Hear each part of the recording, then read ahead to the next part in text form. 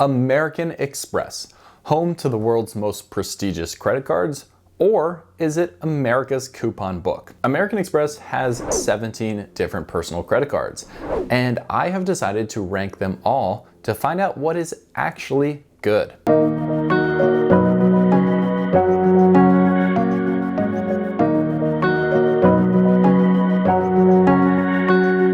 Now, American Express basically has three different categories of credit cards: no annual fee credit cards, low annual fee credit cards, and premium credit cards with very high annual fees. Now, as we go through this video, you will see that there are really good value in all three categories, but there's also credit cards that are absolutely terrible that I wouldn't recommend to anybody in all three of those categories. So it's very important to consider what you're getting from American Express before you go ahead and make that investment. We're going to kick this list off in the no annual fee category of cards, starting with the Blue Cash Everyday Card. The Blue Cash Everyday Card is the slightly less powerful version of the low annual fee Blue Cash Preferred Card, which we'll talk about a little later on in this video.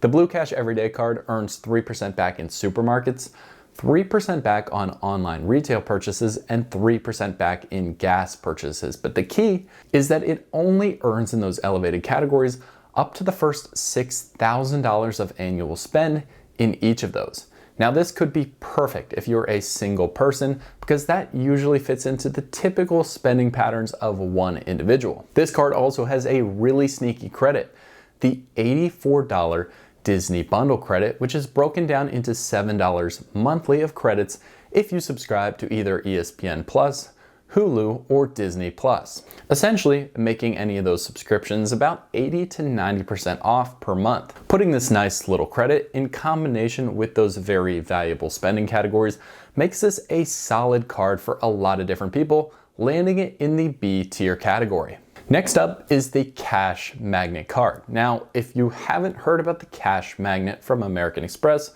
there's probably a pretty good reason, and that reason is it is not a very popular Amex card. Children, cover your ears. This card earns 1.5% cash back, only redeemable in the form of a statement credit on all purchases. After that, there's not many other benefits. Literally, there's hardly anything else listed about this card on the Amex website.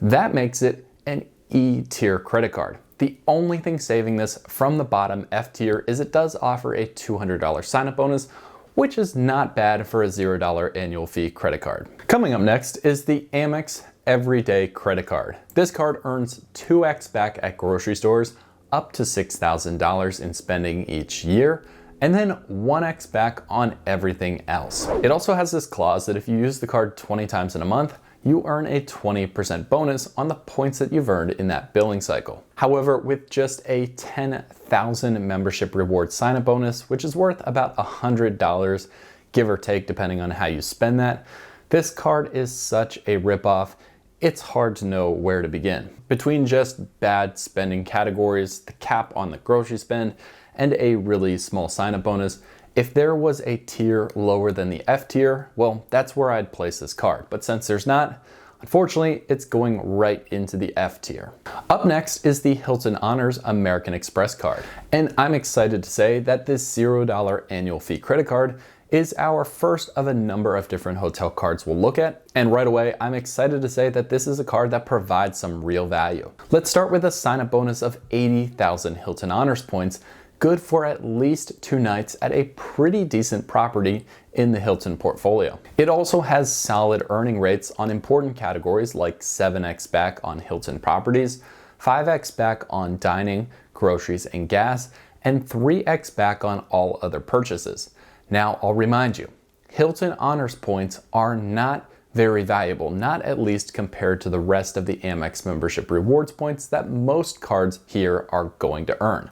Hilton Honors points are worth about half as much as those, so keep that in mind when you're looking at these higher multipliers on the earnings categories. However, that being said, if you're a Hilton fan, when you look at the welcome offer, plus the really decent earnings categories with pretty good earnings rates, this card has the opportunity to earn you free nights at Hilton while holding the card for a $0 no pressure annual fee, making it a solid B-tier credit card. Up next, we have our first Delta Airlines credit card, the Delta SkyMiles Blue. This is one of 4 Delta credit cards in the lineup, and this $0 annual fee credit card has earnings categories of 2x miles on all Delta purchases, 2x miles on dining, and 1x back on everything else. Unfortunately, because there are no other significant benefits attached to this card, and there are pretty low earnings rates in those limited categories, I don't recommend this credit card to anybody, making it an F-tier card.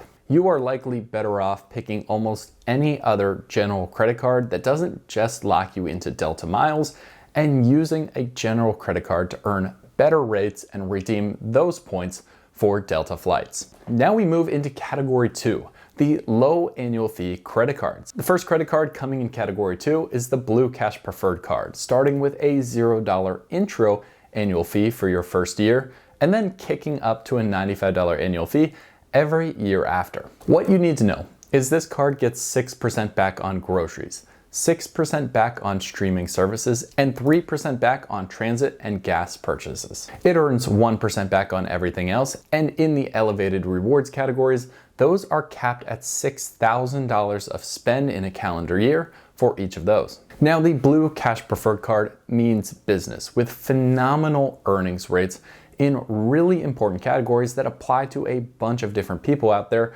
with a reasonable annual fee to boot. This is the more powerful, more advanced version of the Blue Cash Everyday Card, and because it's in that same family of cards, also comes with the $84 Disney Bundle credit. Because it is such a good card, not only by itself, but alongside pairing with other credit cards out there, this is an S-tier credit card and the highest credit card I have rated so far in this tier list. The next card up is the Delta SkyMiles Gold credit card. The Delta SkyMiles Gold earns 2x back on Delta purchases, 2x back on groceries and dining, and then 1x back on all other purchases. This card starts at a $0 annual fee in year 1, but then kicks up to a $150 annual fee every single year after. It also has an interesting spending floor, which kicks in another benefit on the card. Once you spend $10,000 in a calendar year on this card,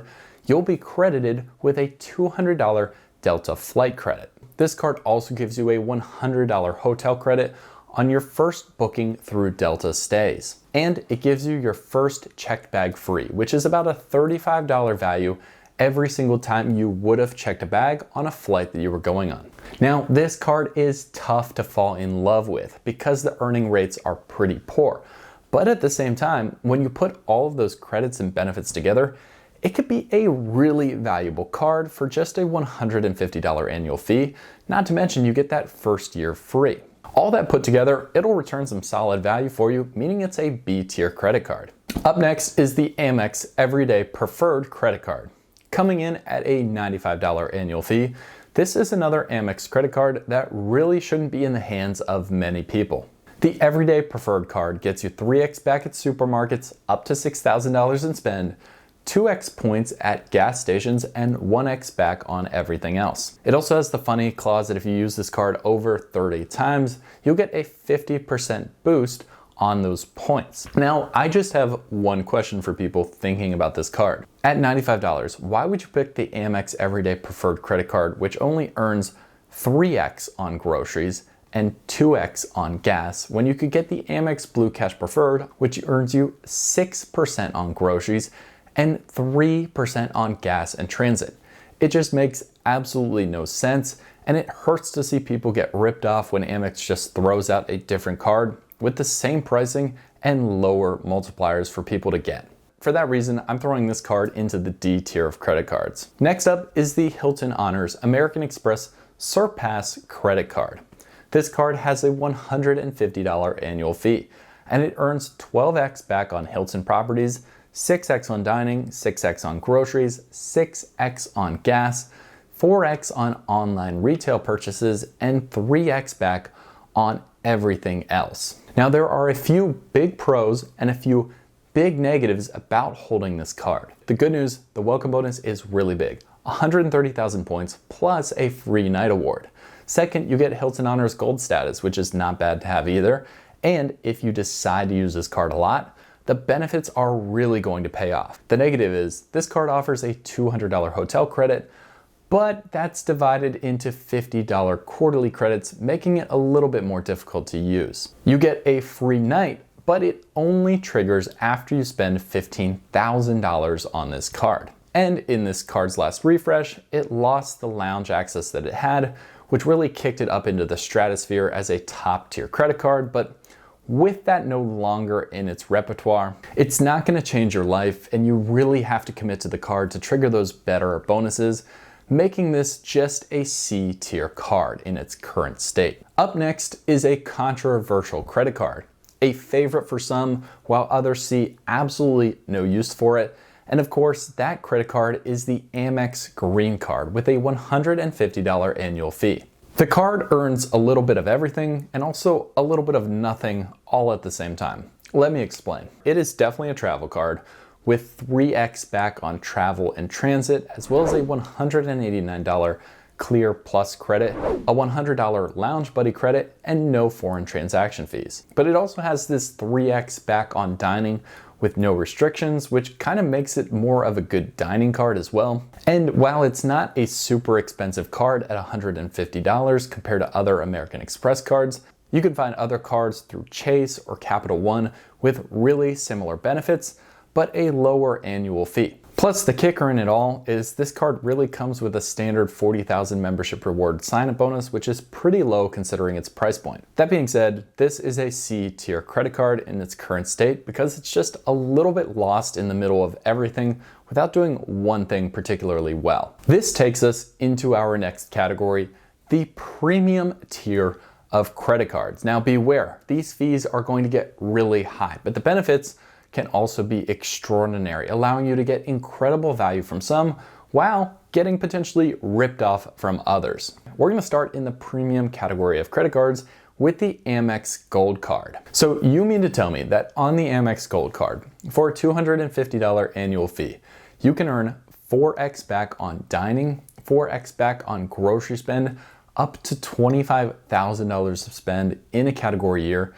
Not to mention, it also comes with 2 built-in food and dining credits valued at $240. I've just described a credit card that has unmatched food and dining benefits, hands down out there in the world right now. This has the potential to be an extremely good card. But when you dive in a little deeper, the card starts to show a few damaging cracks. First of all, the credits are tough to get good value from, given that they're broken down into $10 a month credits, and the prices on the dining credit or the Uber credits are usually inflated, making that value shrink even further. There are also other credit cards that are starting to sneak into the food and dining category with really good earning rates, meaning that the Gold Card doesn't stand alone by itself anymore.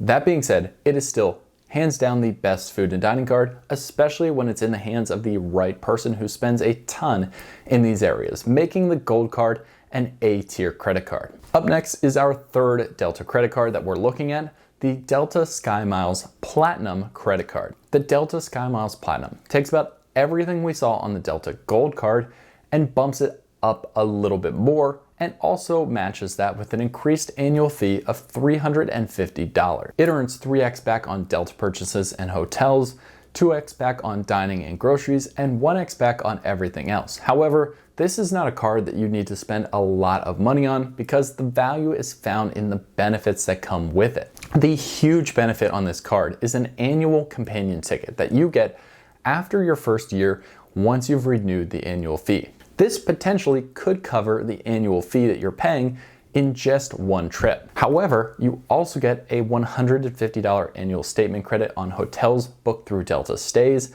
a $120 Resi credit, $120 in rideshare credits, a first checked bag free per person, so if you're taking your companion, you're saving even more, and you get TSA PreCheck and global entry credits. This credit card with all those benefits and values is simply overpowered.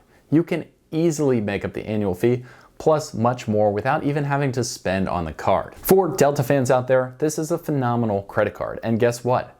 these benefits land it in the S tier of Amex cards. Next up is the Marriott Bonvoy Bevy card with a $250 annual fee. This is one of two Marriott options, but this is actually the lowest of the annual fee cards that Amex and Marriott combined on. It earns you 6x back on Marriott properties, 4x back at restaurants and groceries, up to $15,000 of spend each year, and then 2x back on everything else. You get Marriott Gold status, and you also get one free night award after spending your first $15,000 on this card. Unfortunately, because of the low value of Marriott points, it's not really a good daily earner, and I could not believe that this card doesn't offer a free night at the $250 price point until you spend your first $15,000. To spend that much, you would think the annual fee would be much lower on this card, making this a D tier credit card. However, let's compare it to the next Marriott credit card, the Marriott Bonvoy Brilliant card, coming in with a much pricier $650 annual fee. You'll earn 6x back at Marriott hotels, 3x on restaurants and flights,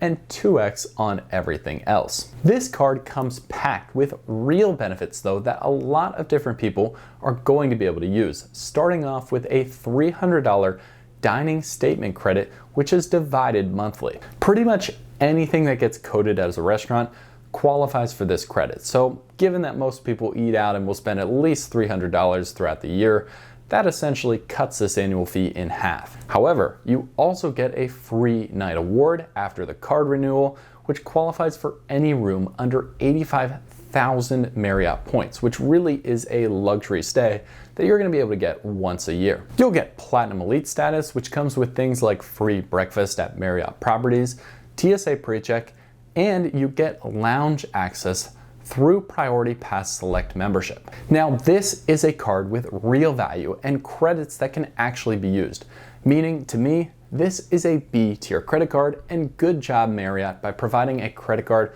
with actual real value even at a high price point. Let's flip over to the other side and look at the Hilton Honors American Express Aspire credit card with a $550 annual fee. This is the highest level card that you can get through Hilton and American Express. You'll earn 175,000 Hilton Honors bonus points, 14x on Hilton hotels and resorts, 7x on travel, 7x on dining, and 3x back on everything else. But remember, even though those earnings rates are really high, Hilton Honors points are worth about half as much as a typical American Express point. So in your head, cut those values by 50%. The benefits that this card comes with are pretty good. You'll get Diamond status, which includes executive lounge access at hotel properties that have that, and complimentary room upgrades all the way to a suite if available when you check in. You'll earn $400 in statement credits, which are divided semi-annually into $200 in hotel credits, an annual free night award, which turns into 2 at $30,000 of spend, which turns into a third at $60,000 of spend. And you'll also earn $50 quarterly in flight credits when purchased through the Amex travel portal, totaling $200 in value throughout the year. If you like Hilton, you'll be treated like a king with the Hilton Honors Aspire card. However, if you don't like tracking all the credits that come with it and how they're divided up, this card is going to frustrate you because most people are somewhere in the middle where they want the experience, but they don't like tracking all the different credit tiers. This falls into a C tier card. Up next, we have the Delta SkyMiles Reserve credit card. This card has a $650 annual fee. It comes with an enhanced companion ticket, which gives you options like first class or comfort plus, $240 in Resi credits, complimentary Sky Club and Centurion Lounge access with the opportunity to bring up to 4 guests per year, $10 in rideshare credits back per month, 15% off booking award travel with the points that you've accumulated, a $200 Delta Stay credit, TSA PreCheck and global entry, first checked bag free per person, and the Hertz President Circle status. At $650, the expectations for this card are extremely high.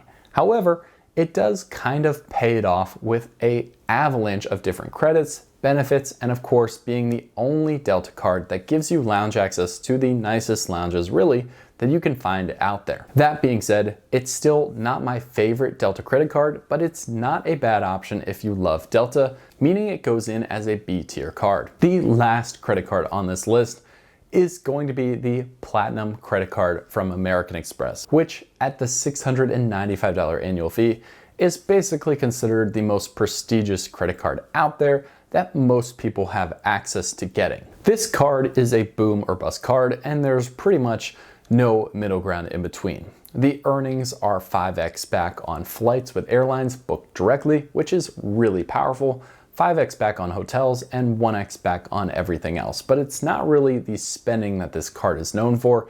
It is the credits and benefits, which American Express claims adds over $1,500 in value per year. The biggest benefits with this card are, in my opinion, the best in-class lounge access with the Centurion Lounge, but also the other networks of lounges that you get access to, the incredible sign-up bonus, which has been floating around as high as 175,000 membership rewards points that you can get upon approval for this card. And this card is specifically built and loaded towards people who travel a lot, but also people who live in more urban areas with access to a ton of different amenities that are built in for easy access for Platinum card holders. If you're using this card the right way, this is without a doubt a premium S-tier credit card. If you get it just for the look or for the prestige, this is going to be more like an E or a D tier card, and you'll feel really, really stressed by that annual fee. Because the reality of most people is somewhere in the middle, we still have to give this card the respect it deserves, and this is an A tier credit card from American Express. So that's all 17 American Express personal cards. Let me know if you agree, disagree, or if this list helped you make your next credit card decision. Thanks for watching. We'll see you in the next one.